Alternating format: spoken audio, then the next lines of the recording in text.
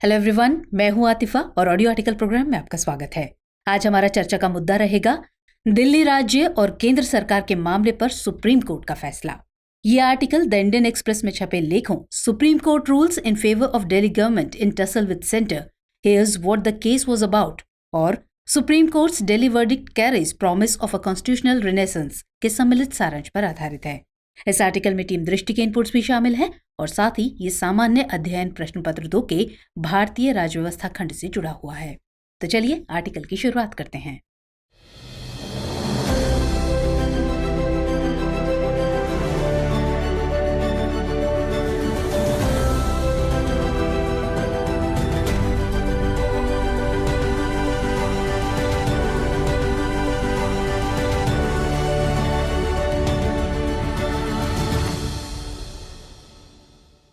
देश में संविधान को लागू हुए तकरीबन 7 दशक बीत गए हैं, लेकिन केंद्र और राज्य सरकारों के बीच संबंधों में कानूनी सीमाओं और अधिकारों को लेकर आज भी स्पष्टता नहीं बन पाई है। जैसे जैसे देश आगे बढ़ रहा है, वैसे वैसे केंद्र और राज्यों के बीच विवाद की स्थितियां भी समांतर चली आ रही हैं। गौरतलब है कि केंद्र और राज्य दोनों के पास कानून बनाने का अपना अधिकार है। दरअसल संविधान की 7वीं अनुसूची में इसका जिक्र किया गया है, लेकिन कई मर्तबा ये देखने को मिलता है कि केंद्र सरकार का दखल इतना बढ़ जाता है कि इसकी वजह से राज्य सरकार का अस्तित्व और जनता द्वारा चुनकर आए जनप्रतिनिधियों का औचित्य खत्म हो जाता है। ऐसे में संघीय ढांचे को बनाए रखने और केंद्र और राज्य के बीच बेहतर संबंध स्थापित करने के लिए समय समय पर प्रयास होते आए हैं। इसी बीच हाल ही में सुप्रीम कोर्ट ने दिल्ली और केंद्र सरकार के बीच टकराव में एक अहम फैसला दिया है। दरअसल दिल्ली एक केंद्र शासित प्रदेश है और शक्तियों के बंटवारे को लेकर दिल्ली की सरकार और केंद्र अक्सर आमने सामने रहते हैं। ऐसे ही एक मामले में सुनवाई करते हुए सुप्रीम कोर्ट की 5 सदस्यीय पीठ ने सेवा क्षेत्र पर निर्णय लेने का हक दिल्ली सरकार को दिया है। फैसले के मुताबिक अब दिल्ली में अधिकारियों के तबादले और तैनाती का अधिकार दिल्ली सरकार के पास होगा, जबकि पुलिस, सार्वजनिक व्यवस्था और जमीन का अधिकार केंद्र के पास यथावत बरकरार रहेगा। अब ऐसे में हमारे लिए जानना जरूरी हो जाता है कि आखिर ये पूरा मामला क्या है और केंद्र राज्य सरकार के बीच विवाद के क्या कारण हैं, साथ ही संविधान में केंद्र राज्य संबंधों को लेकर क्या बात कही गई है। इसके अलावा हम ये समझने की कोशिश करेंगे कि सुप्रीम कोर्ट के इस फैसले के क्या निहितार्थ हैं। तो चलिए सबसे पहले समझते हैं कि दिल्ली और केंद्र सरकार के बीच ये पूरा मामला क्या है। असल में 21 मई 2015 को केंद्रीय गृह मंत्रालय की एक अधिसूचना में कहा गया था कि दिल्ली के लेफ्टिनेंट गवर्नर का सेवाओं पर नियंत्रण होगा। इसके बाद दिल्ली सरकार ने इसे दिल्ली हाई कोर्ट में चुनौती दी और साल 2017 में दिल्ली हाई कोर्ट ने अपने फैसले में कहा कि उपराज्यपाल यानी लेफ्टिनेंट गवर्नर मंत्रिपरिषद की सलाह मानने के लिए बाध्य नहीं है। इसके बाद इस मसले को सुप्रीम कोर्ट में चुनौती दी गई, जहां 2018 में संविधान पीठ ने कहा उपराज्यपाल मंत्रिपरिषद की सलाह मानने के लिए बाध्य है, बशर्ते कि मामला सार्वजनिक व्यवस्था, पुलिस और भूमि से जुड़ा न हो। हालांकि सुनवाई के दौरान सेवाओं को लेकर सुप्रीम कोर्ट ने कोई स्पष्टता नहीं दी थी। ऐसे में ट्रांसफर पोस्टिंग के मुद्दे को लेकर केंद्र और राज्य सरकार के बीच खींचतान बनी रही। आगे फिर सेवा अधिकार के मुद्दे पर साल 2019 में 2 न्यायाधीशों की एक बेंच ने विभाजित फैसला दिया।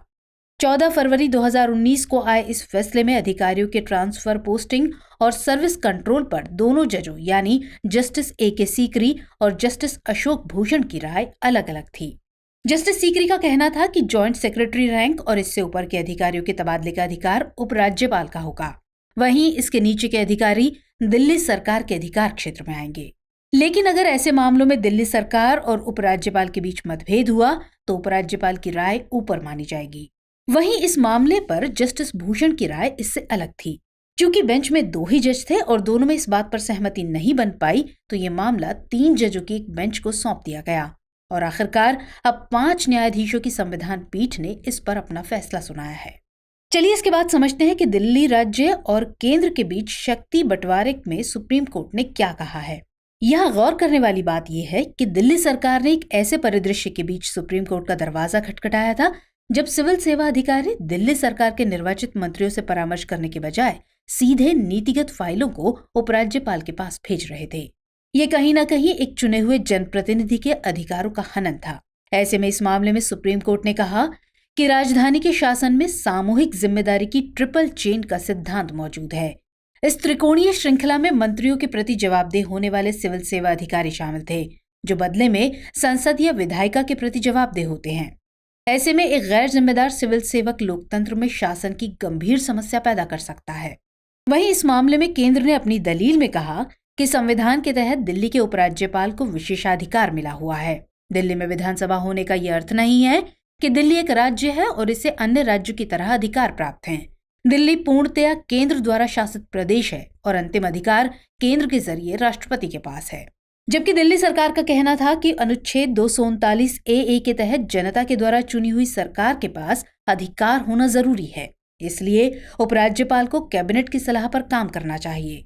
साथ ही दिल्ली सरकार ने कहा कि राष्ट्रीय राजधानी क्षेत्र दिल्ली सरकार संशोधन अधिनियम 2021 में किया गया संशोधन संविधान के मूल ढांचे के सिद्धांत का उल्लंघन करते हैं। इसके मुताबिक दिल्ली की विधानसभा द्वारा बनाए गए किसी भी कानून में संदर्भित सरकार शब्द का अर्थ उपराज्यपाल होगा। चलिए वैसे में दिल्ली के प्रशासन से संबंधित इतिहास पर एक नजर डाल लेते हैं। असल में 12 दिसंबर 1911 को अंग्रेजों ने दिल्ली को ब्रिटिश इंडिया की राजधानी बनाया था, लेकिन राजधानी के रूप में इसका उद्घाटन 12 दिसंबर 1931 को किया गया था। वहीं जब देश 15 अगस्त 1947 को आजाद हुआ तो देश के विभिन्न राज्यों को पार्ट ए, पार्ट बी और पार्ट सी में बांटा गया था। इसमें दिल्ली को पार्ट सी में रखा गया। यहाँ पहली बार साल 1952 में चुनाव हुए थे। इस चुनाव के बाद कांग्रेस के चौधरी ब्रह्म प्रकाश दिल्ली के पहले मुख्यमंत्री बने। आगे जब साल 1956 में पहली बार देश में राज्यों का पुनर्गठन हुआ तो दिल्ली को केंद्र शासित प्रदेश बना दिया गया। इस समय तक दिल्ली की अपनी विधानसभा थी, लेकिन केंद्र शासित प्रदेश बनाने के साथ ही विधानसभा को भी भंग कर दिया गया। इसके बाद यहाँ राष्ट्रपति शासन लागू किया गया और ये सिलसिला तकरीबन 35 वर्षों तक बना रहा। आगे चलकर बालकृष्णन कमेटी ने पहली बार दिल्ली में विधानसभा बनाए जाने की सिफारिश की, जिसके बाद साल 1991 में 69वें संविधान संशोधन के द्वारा केंद्र शासित प्रदेशों के प्रशासन से जुड़े अनुच्छेद 239 में बदलाव किया गया। अनुच्छेद 239 ए के खंड 2 के उपखंड बी के मुताबिक राष्ट्रीय राजधानी क्षेत्र दिल्ली के लिए एक विधानसभा होगी और इस विधानसभा की सीटें राष्ट्रीय राजधानी क्षेत्र में क्षेत्रीय निर्वाचन क्षेत्रों से सीधे चुनाव द्वारा चुने गए सदस्यों द्वारा भरी जाएंगी। वहीं आर्टिकल 239 ए के खंड 1 के मुताबिक संविधान 69वां संशोधन अधिनियम 1991 के प्रारंभ होने की तिथि से केंद्र शासित प्रदेश दिल्ली को राष्ट्रीय राजधानी क्षेत्र कहा जाने लगा। इसके प्रशासक के रूप में अनुच्छेद 239 के तहत उपराज्यपाल को नामित किया गया। इस तरह दिल्ली में केंद्र और दिल्ली की राज्य सरकार दोनों मिलकर शासन करने लगी। लेकिन आगे चलकर शक्तियों के बंटवारे की वजह से इन दोनों के बीच गतिरोध पैदा हुआ। चलिए अब इस सब के बाद जानने की कोशिश करते हैं कि केंद्र और देश की अन्य राज्य सरकारों के बीच विवाद के प्रमुख कारण क्या हैं। तो असल में इस लोकतंत्र में सरकारें चाहे केंद्र की हो या राज्य की, उनका एकमात्र उद्देश्य जनता का हित करना होना चाहिए। लेकिन जब देश में केंद्र और राज्य के बीच अलग अलग दलों की सरकारों का गठन शुरू हुआ तो केंद्र और राज्य के बीच विवाद भी बढ़ने लगे। वर्तमान समय में ऐसे कई मसले हैं जो केंद्र और राज्य के बीच टकराव की वजह बनते हैं। इनमें टकराव का सबसे बड़ा कारण कानून निर्माण की शक्ति है। हालांकि संविधान में दोनों के बीच शक्तियों यानी संघ सूची, राज्य सूची और समवर्ती सूची के रूप में स्पष्ट विभाजन किया गया है, लेकिन इसके बाद भी ये विषय अक्सर विवाद का कारण बनते हैं। इसके अलावा राज्यपाल की भूमिका तथा राष्ट्रपति शासन भी टकराव की एक अहम वजह है। इसके अलावा अखिल भारतीय सेवा, कराधान व्यवस्था और असमान राजस्व वितरण के साथ दूसरे संस्थागत मुद्दे भी टकराव की अहम वजह बनते हैं। यही वजह है कि केंद्र राज्य संबंधों में सुधार के लिए कई आयोग और समितियों का गठन किया गया। इसमें सी-तलवाड़ समिति, राजमन्नार समिति और सरकारिया आयोग आदि शामिल हैं। गौरतलब है कि सरकारिया आयोग जून 1983 में न्यायाधीश रणजीत सिंह सरकारिया की अध्यक्षता में गठित हुआ था। इसके 2 अन्य सदस्यों में एस.आर. सेन और बी. शिवरामन शामिल थे। इसका गठन केंद्र तथा राज्यों के बीच शक्ति के समान वितरण से संबंधित सुझाव देने के लिए किया गया था। इस आयोग ने जनवरी 1988 में अपनी रिपोर्ट प्रस्तुत की। 4900 पृष्ठों वाली इस रिपोर्ट में कुल 247 सिफारिशें की गई थी। ये सिफारिशें केंद्र और राज्य के वैधानिक, प्रशासनिक और वित्तीय संबंधों से संबंधित हैं। चलिए अब जानते हैं कि केंद्र राज्य संबंध को लेकर संविधान क्या कहता है। केंद्र राज्य दोनों मिलकर संविधान को साकार कर सके, इसको लेकर संविधान में कई उपबंध किए गए हैं। इसमें अनुच्छेद 261, 262 और 263 शामिल हैं। अनुच्छेद 261 कहता है कि भारत के राज्य क्षेत्र में संघ के सार्वजनिक अभिलेख और न्यायिक कार्रवाई को पूर्ण मान्यता दी जाएगी। वहीं अनुच्छेद 262 के तहत संसद विभिन्न राज्यों के मध्य नदियों, घाटियों या जलाशयों आदि के जल के प्रयोग, वितरण और नियंत्रण संबंधी विवादों के न्याय निर्णयन के लिए प्रावधान कर सकती है। जबकि अनुच्छेद 263 के मुताबिक राज्यों में पारस्परिक सहयोग बढ़ाने के लिए राज्यों के विवादों के परीक्षण के लिए राष्ट्रपति अंतर्राज्यीय परिषद का गठन कर सकता है। इस तरह की परिषद साल 1990 में बनाई गई थी, जो आज तक कार्यरत है। गौरतलब है कि केंद्र सरकार क्षेत्रीय परिषद का भी गठन कर सकती है। ये ऐसे विषयों पर कार्य करती हैं जिनमें सभी राज्य या कुछ राज्य रुचि प्रदर्शित करते हैं। अब सवाल है कि दिल्ली के मामले में सुप्रीम कोर्ट के हालिया फैसले के बाद क्या केंद्र और दिल्ली सरकार के बीच टकराव खत्म हो जाएगा? तो सुप्रीम कोर्ट ने भले ही केंद्र और दिल्ली राज्य के बीच सेवाओं के अधिकार का मामला सुलझा दिया है, लेकिन अभी भी केंद्र और दिल्ली सरकार के बीच टकराव के सभी रास्ते बंद नहीं हुए हैं। भारत के मुख्य न्यायाधीश DY चंद्रचूड़ की अध्यक्षता वाली 5 न्यायाधीशों की संविधान पीठ ने सर्वसम्मति से कहा है कि यह निर्णय संघवाद की बुनियादी संरचना को आगे बढ़ाएगा।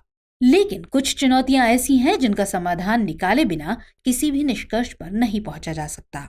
दरअसल आज भी दिल्ली तकनीकी रूप से एक केंद्र शासित प्रदेश है। यहाँ के 3 विषय यानी सार्वजनिक व्यवस्था, पुलिस और भूमि का मामला केंद्र सरकार के पास है। इसमें लोक व्यवस्था एक पेचीदा विषय है। इसे हम ऐसे समझ सकते हैं कि दिल्ली में लोक व्यवस्था DM यानी डिस्ट्रिक्ट मजिस्ट्रेट के अधिकार क्षेत्र में आती है, जबकि SDM का काम भी लगभग यही होता है। ऐसे में DM केंद्र सरकार के अंतर्गत आएगा या दिल्ली सरकार के, ये अब सबसे बड़ा सवाल होगा। दूसरी बात यह है कि लैंड यानी भूमि की रजिस्ट्री के लिए दिल्ली में सब रजिस्ट्रार ऑफिस होता है, जो कहीं ना कहीं दिल्ली सरकार के अंतर्गत आता है, जबकि जमीन केंद्र सरकार का विषय है। तो अब ऐसे में सब रजिस्ट्रार ऑफिसर किसके अंतर्गत रहकर काम करेंगे, ये भी एक बड़ा सवाल है। इसके अलावा MCD के अंतर्गत आने वाले कर्मचारियों को लेकर भी असमंजस्य की स्थिति बनी हुई है कि उनके ट्रांसफर पोस्टिंग का काम कौन देखेगा। तो इन सब मुद्दों के बाद ये सवाल उठता है कि ऐसे में आगे की राह क्या हो सकती है। असल में लोकतंत्र में जनता का कल्याण ही सर्वोपरि होना चाहिए। ऐसे में केंद्र सरकार को भी ये समझना चाहिए कि राजभवन के रास्ते किसी राज्य की सरकार को कमजोर बनाना उचित नहीं है। दिल्ली हो या कोई अन्य राज्य, सभी जगह जनता अपने मुताबिक सरकार का चुनाव करती है। ऐसे में केंद्र को किसी सरकार पर अपने विचार या नियम बेवजह नहीं थोपने चाहिए। संविधान के मुताबिक केंद्र और राज्य दोनों संप्रभु हैं। ऐसे में किसी के अधिकारों का हनन राजनीतिक विद्वेष की वजह से नहीं होना चाहिए। इसलिए सहयोगात्मक संघवाद को बढ़ावा देकर केंद्र और राज्य के बीच व्याप्त विवादों को खत्म किए जाने पर विचार करना चाहिए। चलिए अब नोट करते हैं आज का सवाल। दिल्ली राज्य और केंद्र के बीच टकराव के क्या बिंदु हैं? इस संदर्भ में उच्चतम न्यायालय द्वारा दिए गए हालिया निर्णय का परीक्षण कीजिए। तो व्यूअर्स, आज के एपिसोड में इतना ही। मुलाकात होगी अगले एपिसोड में किसी और खास टॉपिक के साथ। तब तक के लिए जय हिंद।